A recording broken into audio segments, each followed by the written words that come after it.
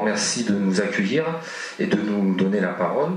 Alors, en tant que membre de l'espace de réflexion éthique, je vais vous faire une présentation de notre structure, puis ensuite j'aborderai certaines problématiques éthiques qu'on a pu voir, et puis on pourra éventuellement après discuter de l'ensemble de ces problématiques. L'espace de réflexion éthique est composé de deux sites. Donc il y a le site de Marseille, qui est l'espace éthique méditerranéen à l'origine, et puis on a le site d'appui de Nice, qui est l'espace éthique azuréen. Donc l'espace éthique méditerranéen, donc le site d'appui de Marseille, est composé de deux chargés de mission, donc Armel Saint-Pierre qui est ici parmi nous, et moi-même. Et puis on a la présence de 4 médecins à temps partiel. On a un philosophe qui a été vice-président du CCNE pendant quelques années. On a un juriste, on a un maître de conférence associé, puis on a des partenaires qui interviennent de temps en temps chez nous. Et l'intérêt de cette structure, c'est que c'est une structure pluridisciplinaire, et ce qui nous permet en fait d'approfondir notre réflexion à travers l'ensemble des parties qui ont trait à la santé.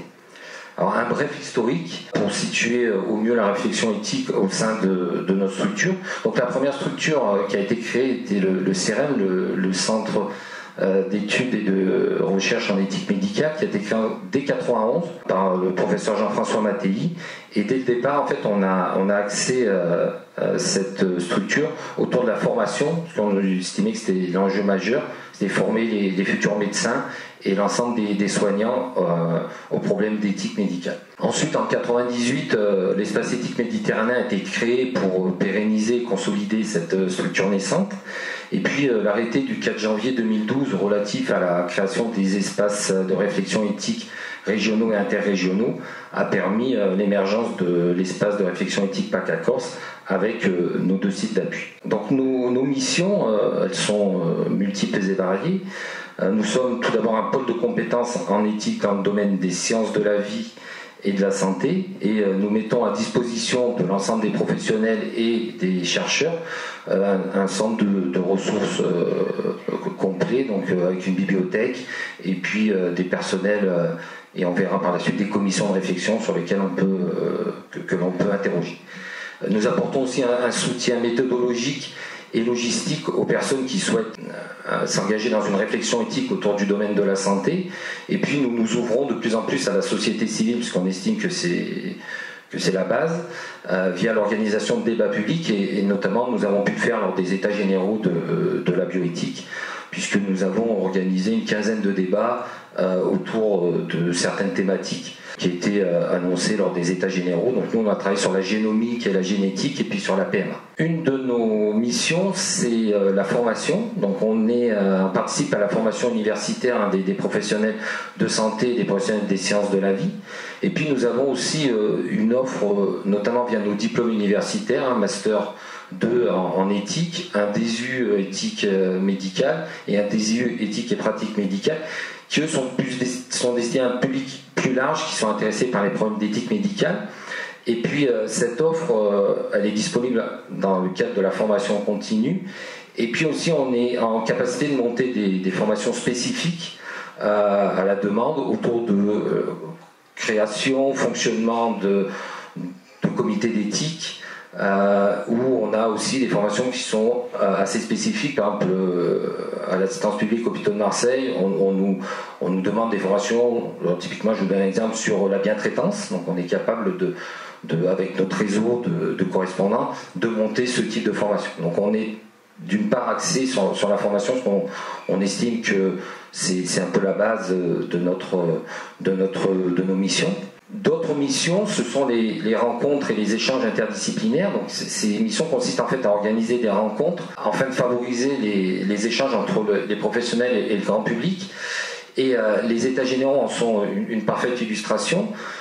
Nous avons aussi organisé, alors à titre d'exemple, un colloque début juin sur l'intelligence artificielle, où on avait fait un choix en fait d'avoir un public varié. On avait des intervenants, aussi bien des mathématiciens qui ont pu nous poser un peu les bases de ce qu'était l'intelligence artificielle, mais on avait aussi des patients experts, on avait des philosophes et des médecins. Et l'organisation de ces journées, c'est qu'il y a un débat aussi avec la salle et les différents professionnels pour essayer de nourrir le débat avec des interventions diverses et variées. On a aussi, alors on fait aussi d'autres choses complètement différentes. On avait organisé une pièce de théâtre, alors c'était pendant Octobre Rose, donc au niveau de l'annonce du cancer, et cette pièce de théâtre était suivie d'un débat avec l'auteur et les acteurs. Donc voilà, on est capable aussi de monter ce type d'événement un peu plus interactif sur d'autres supports pour nourrir la discussion et le débat autour des problématiques éthiques que l'on peut rencontrer pour les personnels soignants dans leur quotidien et puis dans d'autres domaines plus larges. Alors pour nous aider dans cette approche pluridisciplinaire, on a mis des commissions de réflexion en place au sein de notre structure. Alors elles existent et elles permettent d'aborder des thématiques beaucoup plus précises qui aboutissent à l'organisation de colloques ou la publication d'articles ou d'ouvrages. On a aussi des commissions qui sont un peu spécifiques puisqu'elles sont des commissions d'aide à la réflexion, et c'est des personnes qui vont intervenir alors, sur des cas un peu particuliers dans des équipes soignantes où se posent des dilemmes éthiques sur des patients en fin de vie et où les équipes ne sont pas forcément tout le temps en accord, et nos équipes sont là en fait pour essayer de réinstaurer un dialogue entre des équipes qui peuvent avoir des soucis de communication, et on est là pour les aider à reprendre le dialogue et de prendre une décision dans un consensus le plus large possible. Alors, nous faisons aussi des travaux de recherche. Voilà. Donc nous avons aussi, nous sommes associés à une unité mixte de recherche, l'UMR 72-78, qui est une unité mixte de recherche qui est située à Aix-Marseille Université, et à travers cette unité de recherche, nous faisons de nombreuses publications d'ouvrages scientifiques, d'articles scientifiques, et puis on participe à de nombreuses conférences pour expliquer notre point de vue et notre réflexion sur différentes problématiques. Nous faisons aussi, les personnes de l'espace éthique PACA Corse en fait sont membres de nombreux réseaux et de sociétés savantes, aussi bien au niveau national, régional et international, et la présence de nos membres dans ces multiples réseaux nous permet aussi de nous enrichir à travers les discussions qu'on peut avoir avec ces différentes sociétés et réseaux en termes de collaboration. Pour illustrer cette approche pluridisciplinaire, un ouvrage collectif vient juste de paraître aux presses universitaires de Provence. Donc c'est un ouvrage qui est destiné aussi bien aux étudiants qui vont découvrir le monde du soin qu'à toute personne tout citoyen en fait qui est intéressé par les débats sur des débats de société, sur des thématiques éthiques. Et cet ouvrage, il touche de nombreux thèmes. Il y a à peu près 25 chapitres. Et on aborde les thèmes de la gérontologie, de la PMA, de la génétique, des nouvelles technologies. En fait, il s'appuie sur des cas cliniques et on essaye de réfléchir à travers ces cas cliniques à expliciter des cas de conscience, essayer de donner des réponses, plusieurs réponses, il n'y a pas une réponse possible, sur des dilemmes éthiques qui peuvent se poser dans le quotidien de ces soignants ou sur des problématiques liées aux nouvelles technologies comme la problématique sur les mutuelles. Alors, je voulais maintenant aborder avec vous certaines problématiques qui font écho aux propos de M. Chenu. Et notamment, je voulais d'abord revenir sur l'avis 130 du CCNE qui date de fin mai 2019 et qui traite des données massives et santé et qui aborde plusieurs problématiques sur lesquelles nous travaillons aussi, et notamment la recommandation numéro 8 qui aborde la problématique de l'individualisation du risque qu'il implique, peut-elle porter atteinte à la mutualisation dans les mécanismes de financement de la santé, ce que vous avez évoqué tout à l'heure, M. Chenu. C'est vrai que cette problématique peut remettre en cause le modèle mutualiste dû à des contraintes économiques. L'individualisation du risque peut fournir, si elle se révèle avec les techniques de profilage actuelles, peut-être une justification à des avantages tarifaires pour les personnes qui présenteraient peu de risques sur certaines pathologies. Donc ça, c'est quelque chose qui qui peut éventuellement arriver. Et il y a aussi, au-delà de ce principe économique, il y a aussi une dérive qui peut arriver, qui peut exister autour de la prévention, parce que en utilisant toutes ces données très fines de profilage des personnes, on pourrait passer d'un modèle de prévention, du caractère éducatif de la prévention tel qu'on connaît actuellement, à une vision un peu plus intrusive de la prévention, si elle était accompagnée d'une surveillance à travers des objets connectés.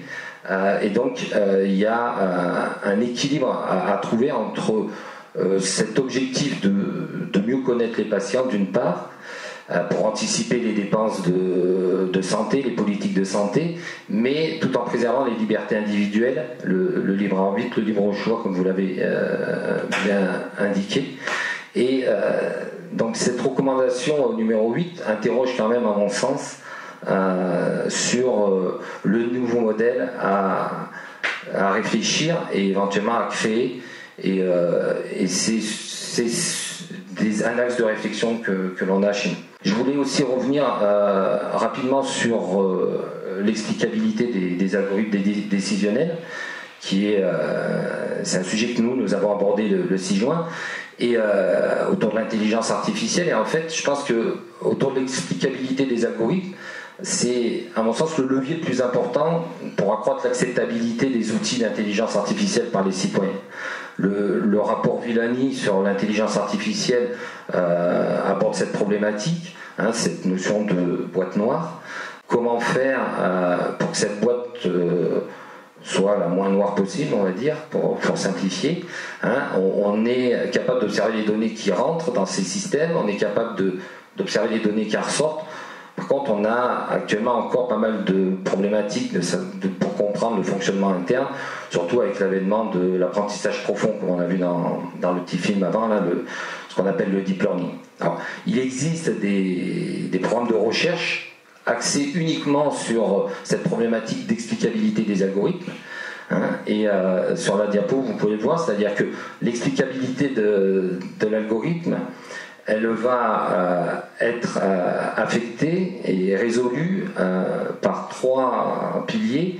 Le premier, c'est le raisonnement, donc notre capacité de comprendre le raisonnement qu'il va y avoir derrière chaque prédiction individuelle. La traçabilité, c'est-à-dire la capacité de suivre le processus de l'algorithme suivant la nature des données. Et puis, le troisième pilier, c'est la compréhension. En fait, notre capacité à comprendre pleinement le modèle sur lequel est basée la prise de décision de l'intelligence artificielle ou de l'algorithme décisionnel. On a maintenant des modèles qui existent, on parle d'IA explicable. Donc ces systèmes renseignent sur la prise de décision des programmes d'intelligence artificielle, et notamment ces systèmes doivent dévoiler les points forts et les faiblesses, les critères qui sont retenus pour arriver à la décision qu'a pris cet algorithme, les motifs qui l'ont conduit à cette décision plutôt qu'une autre, et le niveau de confiance qui sera adapté à chaque décision, les types d'erreurs qu'il est susceptible de commettre et les façons de corriger les erreurs. Donc un algorithme qui serait transparent, ça serait un outil qui serait capable de dire j'ai pris telle décision, mes points forts et mes faiblesses sont ainsi, les critères que j'ai retenus pour prendre telle décision sont ceci. Donc ça permettrait une très grande transparence et une meilleure acceptabilité. Les industriels, ils vont quand même travailler sur ces problématiques, parce qu'en dehors de la problématique de l'acceptabilité, il y a des enjeux économiques qui sont très forts, et les industriels ne peuvent pas faire l'économie d'avoir des algorithmes transparents et explicables. Pour de nombreuses raisons. Tout d'abord, il va falloir détecter les biais des apprentissages, c'est-à-dire que quand on est dans du deep learning, en fait, on donne à la machine des exemples, et à travers ces exemples, la machine va créer ses propres paramètres et son propre algorithme de décision. Typiquement, il existe des biais, c'est-à-dire que sur la reconnaissance faciale, vous avez plus de chances d'être reconnu par ces systèmes si vous êtes un homme blanc plutôt qu'une femme de couleur.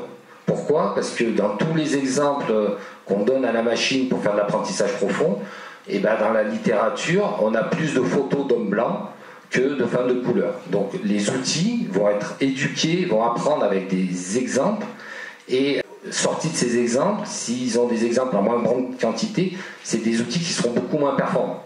Donc ça, c'est ce qu'on appelle des biais dans les jeux de données. Alors il en existe plein, hein. Par exemple, quand il y a des systèmes qui font du recrutement, hein, des systèmes d'intelligence artificielle qui font de l'aide au recrutement.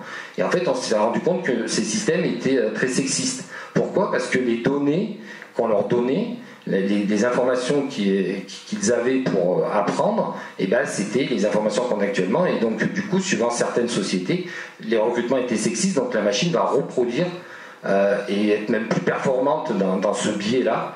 Et du coup, on se rend compte du biais de ces données dans les modules d'apprentissage. Par conséquent, les sociétés, si elles veulent vendre des outils performants, elles doivent faire attention à ça. Pour comprendre ces biais, il faut que l'algorithme soit transparent.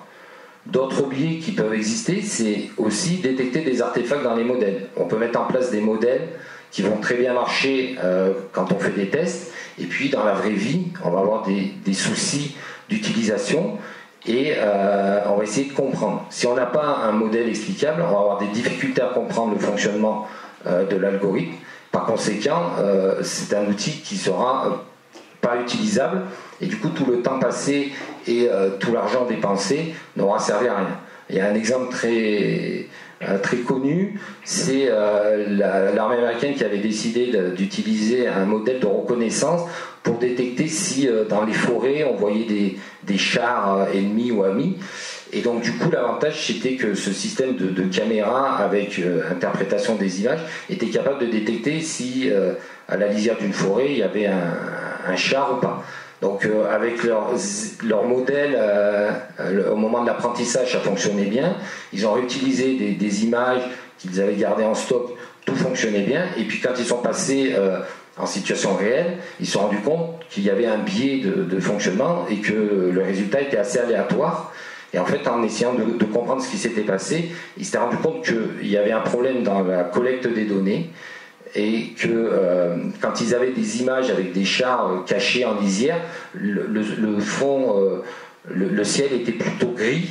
Et quand ils prenaient des images de forêt sans char, le ciel était plutôt bleu. Et en fait, les algorithmes de décision des machines se basaient sur la couleur du ciel pour détecter si il y avait un char ou pas. Et donc en fait, par ces artefacts, on s'est rendu compte que les modèles étaient inefficaces. C'est quelque chose qu'ils auraient pu se rendre compte plus tôt s'ils avaient eu un algorithme explicable. Et puis, il y a aussi la possibilité de se prémunir d'exemples maléfiques, c'est-à-dire que avec ces systèmes d'intelligence artificielle, on n'est pas à l'abri de personnes qui pourraient hacker ces systèmes pour leur faire donner des mauvais résultats. Alors sur la première photo, vous voyez, vous avez un panda, donc le système de reconnaissance le reconnaît avec une confiance de quasiment 60%, et si on rajoute avec vous voyez un point à 0,07, donc à très faible quantité, une fausse image, hein, on va dire un bruit de fond, vous voyez que le panda, nous, on le reconnaît toujours. Par contre, la machine, elle reconnaît que c'est un gibbon, donc un singe, et avec un indice de confiance de 99%. Donc vous voyez qu'on peut très facilement modifier une image, la modification sera invisible à l'œil humain, parce que nous on reconnaît toujours un panda. De la même façon, regardez sur le bus. Alors là, imaginez que si c'est des voitures autonomes, vous avez un bus scolaire jaune, vous rajoutez un petit bruit de fond, une perturbation, et l'outil va détecter que c'est une autruche. Donc imaginez ces systèmes qui sont hackés pour le fonctionnement de voitures autonomes, on pourrait avoir des problématiques équivalentes. Ils ont fait des tests sur des panneaux de signalisation et ils se sont rendus compte qu'un panneau stop, suivant s'ils mettaient un autocollant, le système détectait que c'était un panneau de limitation de vitesse. Donc imaginez, voiture autonome, elle voit un panneau, elle pense que c'est un panneau de limitation de vitesse alors que c'était un panneau stop. L'humain, lui, voit toujours un panneau stop, mais il suffit qu'il y ait des petits autocollants disposés de manière plus ou moins réfléchie, mais ça veut dire qu'on pourrait très bien abîmer un système de voiture autonome juste en collant des stickers sur des panneaux de signalisation et avec tous les problématiques et les dangers que ça pourrait incomber. Et puis pour finir et rebondir un peu à ce que vous avez dit, il y a une étude qui est parue le 14 juin 2019, l'étude Compare qui a été faite sur 1200 patients qui étaient des malades chroniques. Et c'est une étude qui a été faite à la Sciences Publiques Hôpitaux de Paris. Et cette étude donc posait de nombreuses questions autour de l'intelligence artificielle pour les patients. Et 47% des patients voient l'IA comme une grande opportunité de progrès pour la santé. Et à l'opposé, on a 11% qui perçoivent l'intelligence artificielle comme un grand danger. Alors, il y avait des questions qui étaient posées, et notamment 4 questions, et je trouvais que c'était intéressant, c'est-à-dire l'intelligence artificielle pour la détection de cancer de la peau par analyse de photographie.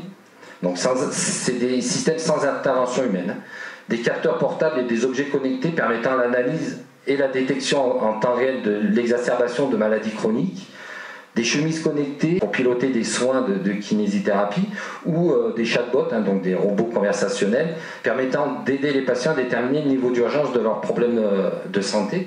Alors, à ces 4 questions, 35% des patients interrogés, donc sur les 1200, refuseraient l'utilisation d'au moins un de ces outils. Et 41% n'adopteraient ces outils qu'à la condition que leur utilisation soit contrôlée par un être humain. C'est-à-dire que le patient, actuellement, comme vous dites, il fait très attention et il n'est pas prêt d'accepter l'utilisation de l'intelligence artificielle en fonctionnement autonome.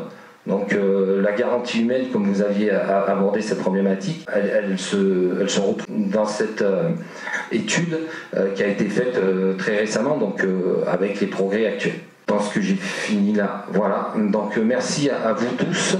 Et puis voilà, pour les questions, on est là. Avant que les questions ne voient le jour,